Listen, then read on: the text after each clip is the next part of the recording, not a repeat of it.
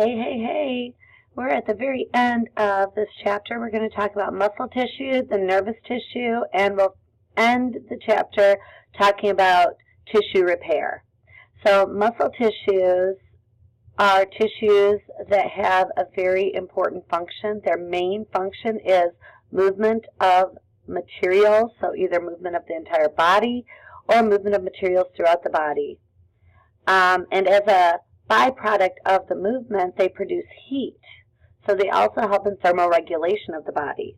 There are three types of muscle, and you can see them here in this cute little picture: smooth muscle, cardiac muscle, and skeletal muscle. And we'll talk about each of them a little bit closer, or a little more thoroughly on the preceding slides.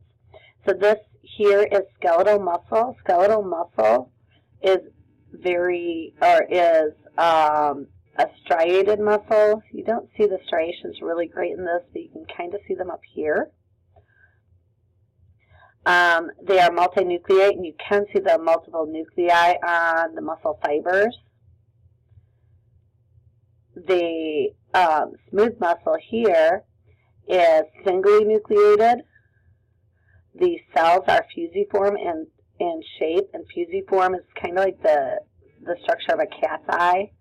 So the nuclei tend to be long and thin. They thin out on each end. And then we have cardiac muscle down here, which is also striated, and you can see those striations better than you can see up here. The striations in the cardiac muscle and the skeletal muscle are composed of the overlapping thick and thin filaments. Cardiac muscle is a branched muscle, and it typically also only has one nucleus, but may be binucleate. It just depends. And so we're going to talk about each of these figures and the functions of those muscles. So we'll start with skeletal muscle. That's this one. Skeletal muscle is voluntary muscle, which means we control it. It has nervous innervation, and if we want to move any body part, our nerves send signals, and then we're able to move those body parts. Skeletal muscle is named for where the muscle is located. It's located on the skeleton, so it attaches to our skeleton and helps us to move the body. It's always multinucleate, and it has the same proteins interacting as cardiac muscle does. That's all I'll say for now. So smooth muscle, which is this middle muscle, is involuntary, which means we don't have any control over it. It also needs nervous innervation, just like skeletal muscle does. Whereas skeletal muscle is multinucleate, smooth muscle is singly nucleated. The cells are very small, comparatively speaking, but they still function in the same activity, movement. So skeletal muscle moves the body, smooth muscle moves materials through the body, like blood through the blood vessels, nutrients through the GI tract, waste products through the GI tract. It's smooth because there's no overlapping of thick and thin filaments like there is in the skeletal or cardiac muscle. Smooth muscle also is the only one of the three muscle tissues that is able to undergo normal mitotic division, so it can fix itself. And then we have cardiac muscle. That's this one down here. This one is also involuntary, like smooth muscle. Can be singly nucleated or binucleate, so more similar to smooth muscle again. But the cells are branched in cardiac muscle. That's one of the big tells that it is cardiac muscle. They contain intercalated discs. Intercalated discs are regions in the cardiac muscle, and you don't really see them in this figure. You can kind of see one right there, that darker line there. The intercalated discs, and you can see one there, you can see one there. So you can see them, they're just not as pronounced as in some pictures that I've seen. The intercalated discs contain desmosomes and gap junctions. So these are, desmosomes are a junction that holds the different cells together. Gap junctions are junctions that allow for communication. So cardiac muscle is only found in the heart, and it does not need nervous innervation. So these gap junctions are really important because that's how the region of the heart that stimulates the contraction sends signals to the rest of the heart through those gap junctions, so that our heart is constantly beating on its own. We have a heartbeat prior to innervation of the nervous system. The nervous system does innervate the heart, but the function of the innervation is to slow that heart rate down or speed the heart rate up. It does not cause the heart to beat.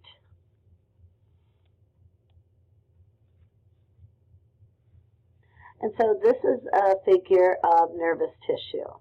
So nervous tissue is the final tissue. It's composed of neurons and neuroglial cells. Neurons are the main cells that function in the nervous system. They take in information, so sensory information. They determine what needs to be done with that information, and they transmit that information to effectors. And then the effectors bring about whatever change needs to occur. Neuroglial cells are your protectors of the nervous system. So they support and protect the neurons. We have neuroglial cells that act as the phagocytes, so the microglial cells. We have neuroglial cells that wrap around the neurons to make the action potentials or the information travel faster. We have neuroglial cells that just help to maintain the chemical environment of the cell body. So they have lots of different functions.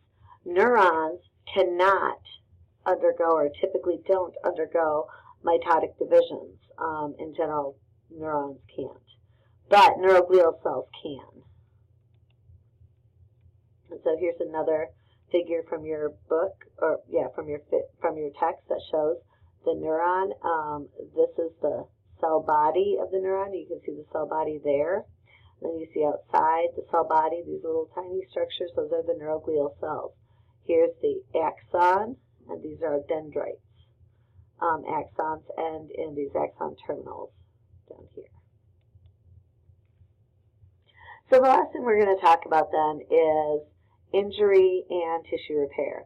There are different types of tissues that, and depending on the type of tissue, you're going to be able to repair the tissue completely through a process called regeneration, or you're going to end up forming a fibrosis scar, which is scar tissue. And so you all probably have some scar somewhere on your body that you can tell a story about when you, slammed your fingers or broke your leg or who knows what, right? Had a surgical procedure. Those all tend to leave some type of a scar. And in growing, we all have gotten a scar at some point in time in our life. So I posted this picture. This is a figure of actually my hand after I went running one night because somehow my shoes didn't realize that they were supposed to come off the ground, and so when I took a step, my toe hit the ground and I wasn't ready for it, and I fell, and all my weight went onto this hand.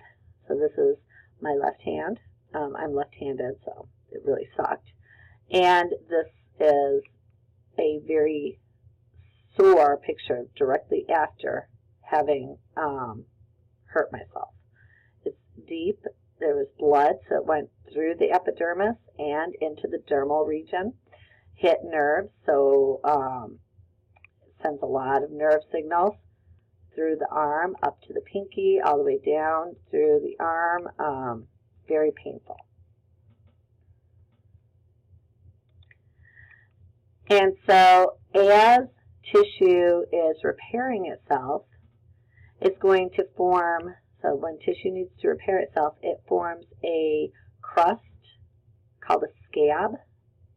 That scab is really important because the scab basically protects the underlying tissues. The problem is you have to make sure that you are keeping that tissue clean. And in this case, the scab that was formed had some bacteria and dirt underneath, so that it was not completely clean. And you can tell that by seeing this white mucousy material there.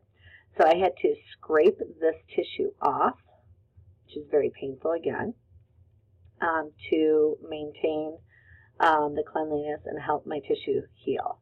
And so this is my tissue about a week later, or a week and a half later. Looks much better here, and it was actually healing. Here I couldn't even open my hand up fully, and it was swelled up. Here it's almost healed, and here is my hand today. Interesting, I still have like a little bit of nerve pain associated with my palm. If I push just right, I can still feel some pain, but other than that, my hand looks perfectly fine. So epithelium tends to regenerate very effectively if the damage is not too deep. Connective tissues, a lot of them can also regenerate. Tissues that can't, your cartilage cannot regenerate, it is avascular. Dense regular connective tissue does not regenerate. Cartilage, dense regular connective tissue, those are the two main ones that don't regenerate. Muscle tissue doesn't tend to regenerate except for smooth muscle, and nerve tissue doesn't tend to regenerate. But even tissues that can regenerate can't if the damage is too deep. And so here is a picture of one of my nephews on my husband's side who was messing with an axe. I think he was, I don't know what he was cutting. I can't tell you this whole story. This was not me. But he was messing with an axe, and somehow he cut his hand deeply. And so you can see the bone here. You can, the damage was very deep, and he ended up having to have surgery to fix the tissues.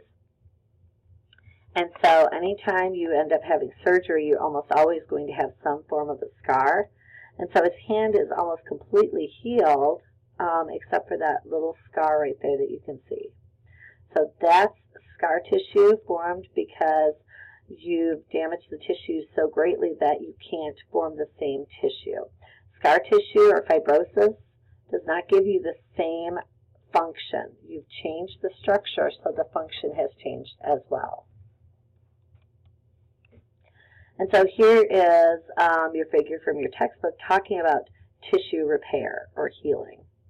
So the initial damage that occurs is going to immediately send signals to your blood vessels, to the blood cells in the blood vessels, and you're going to have inflammatory response to this area. You're going to have a lot of white blood cells moving to this area to protect the environment. And then you're going to form a blood clot that will eventually scab over. The fibers of the blood clot are actually proteins that mesh with the white and red blood cells, forming that little scab. And that scab's going to sit there while underlying tissues heal. So underneath, you're going to have damage repair, and depending on the type of damage, you may end up having you may end up having scar tissue form, or you may, if scar tissue doesn't form because the damage wasn't too great, then you're going to have you're going to have complete regeneration of the tissue, which is always nice. But once the tissue that's deep has been repaired, then that scab is going to slowly release from the skin and peel off. And then you should have, if everything went well, normal skin with normal function. If you have scar tissue that's means that, that region doesn't have the same function anymore. That's the end of our chapter, which means now you can go through all of chapter 20, what am I talking about? All of chapter 4. You should be able to answer all the questions at the end of the chapter, go through the study guide, and make sure you understand everything in the study guide. Remember, those study guides are extra points that you can gain from just filling them out and making sure you fill them out completely. So start working on chapter 4, and I will be posting chapters 5 lecture shortly, okay? Bye.